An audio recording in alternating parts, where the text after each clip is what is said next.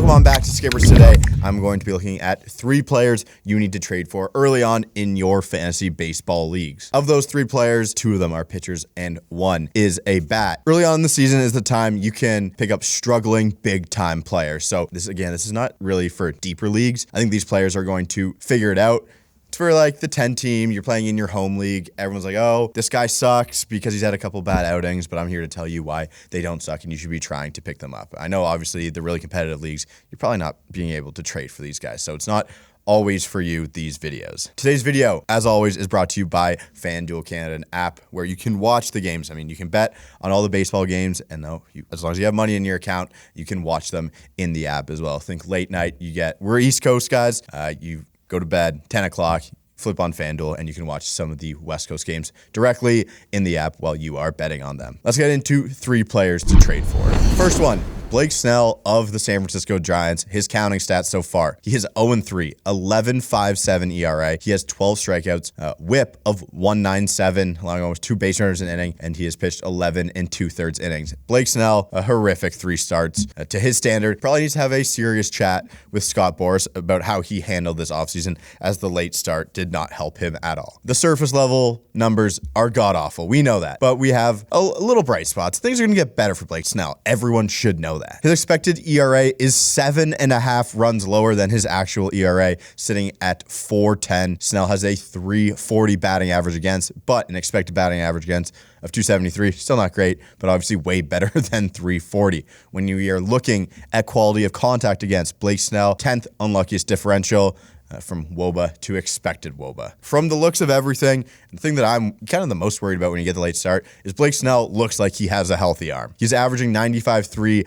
on his fastball, which is the same as last season. So when his arsenal looks fine, I want to see the mix. What has changed? And he's throwing his great curveball less. The pitch he rode for big-time whiffs on his way to a Cy Young award last season has seen its usage drop. He had a whiff percentage of 56.3% on his curveball last season, and he decided to throw his changeup more early on this year. And that changeup has an 846 slugging percentage against it. I do think it could be tough to acquire Blake Snell, as the fantasy manager who has him, waited for him, probably drafted him preseason thinking he was going to be there, waited a couple weeks so Blake Snell finally gets his start, and then he's been horrible. So maybe he's going to be impatient, and I'll be wanting to send an offer if you have an impatient Blake Snell manager. He's running a lower walk rate than normal, but also running a strikeout rate 10 points lower than his career average. I'm not worried about him. Blake Snell knows what he is. Gonna strike out a lot, gonna walk guys, should limit hard contact. He's kind of limited the hard contact a little bit. He's given up a ton of hits. It hasn't been a great start for Blake Snell, but for me, he is finally now through his spring training appearances probably, so I think it's ready for Blake Snell to turn the corner,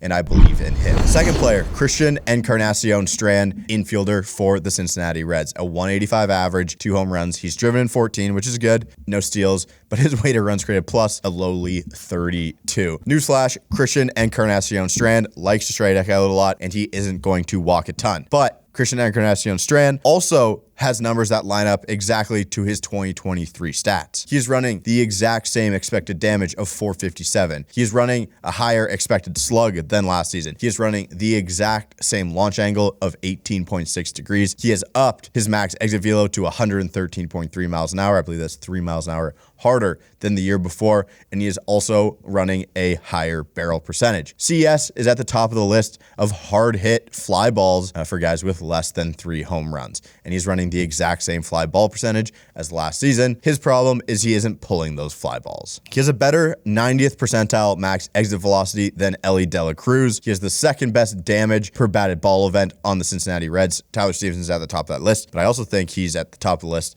of the whole league. I think everything is on track for Christian Encarnacion-Strand. He just hasn't found the holes to begin the season. Seems to be a streaky hitter from what we've seen last season and to begin this one. So if you have him on your rosters, I wouldn't worry, but I think there is a nice little window to go out and acquire him if your fantasy team is going to be lacking in the home run department. And finally, the last one, I think people might be turning the corner on him, but Yoshinobu Yamamoto of the Dodgers, I am really wanting to acquire him so far this season. He is 1-1. a 4.5 ERA. He has struck out 30. He has a whip of 114 in 22 innings pitched. Those aren't obviously close to as bad as Blake Snell's numbers, but I really, really believe in him. And I think there's some easy fixes. And you can see just exactly what gets him in trouble. He has the elite strikeout rates that we thought he was going to bring over. He's just getting hit hard on his fastball. This is from TJ Stats on Twitter. A great follow if you want to see pitchers from around the league, even hitters. Great charts.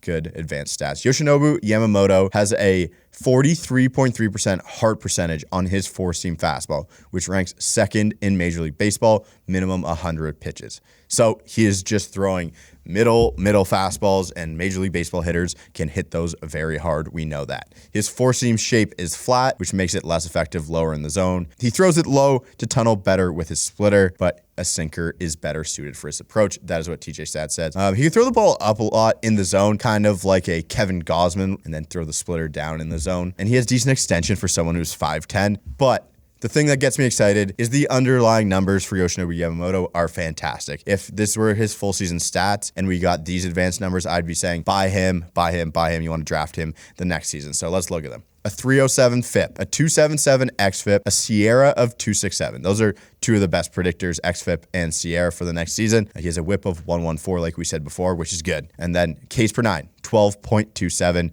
His strikeout rate is 32.3%. Walk rate, 5.4%. Like I said before, if those stats were given to me and you were saying, is this pitcher going to be good or bad soon? I'll say that's a great pitcher. John Anderson on Twitter also had a stat that his magic formula for pitchers was they just had to start 4 games at this point, but a ball percentage below 34% and a swing strike rate above 14%. And Yoshinobu Yamamoto was one of 10 pitchers that fit into this stat, and the ones that joined him were Jared Jones, Joe Ryan, Chris Sale, Tarek Skubal, Luis Castillo, Zach Wheeler, Shota Imanaga, Ryan Feltner, and Cole Reagans. That is a pretty good group to be included in early on in this season. I believe in him. You used a big draft pick to get him at this point. I don't know, it's going to take a decent amount to get him off whatever manager has him, but I want to be buying him. The breakout is going to come very soon. I think if we can figure out how to use that four seam, and it's the Dodgers again. If they see this shape, we're able to see this shape easily and see what the fixes are. I'm sure they'll be able to see it as well and help him out a ton. And those are the 3 players I want to buy low on in fantasy baseball right now. Let me know what you think of these 3 players and even some deals you're going to try and send